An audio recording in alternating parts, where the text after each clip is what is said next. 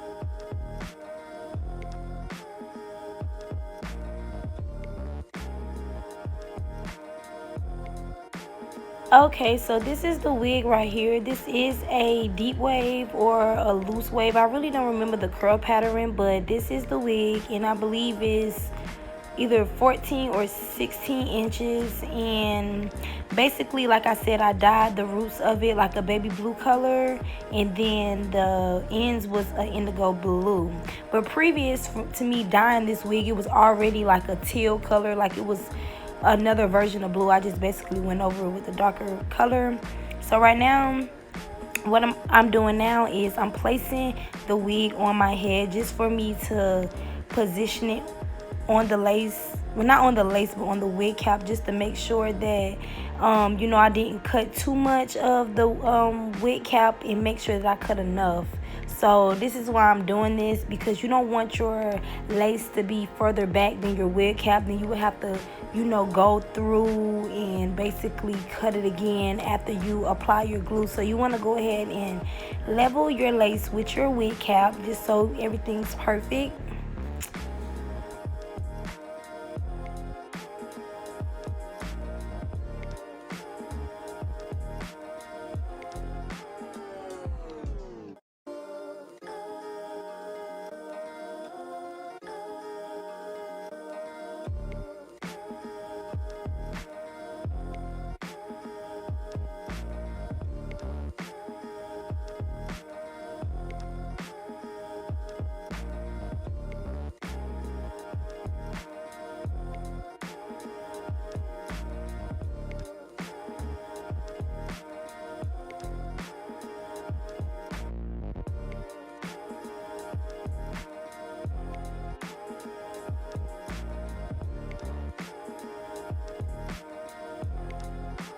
Okay, so now that I'm done with doing that, I'm going to place this Cocoa by Sephora foundation on my wig cap and also on the lace. But when you apply foundation to your lace, always remember not to apply so heavily because you don't want the foundation to go through the lace and stain the hair. So basically that's what I'm doing. Then I'm going to go in on my wig cap and then we're going to apply the glue.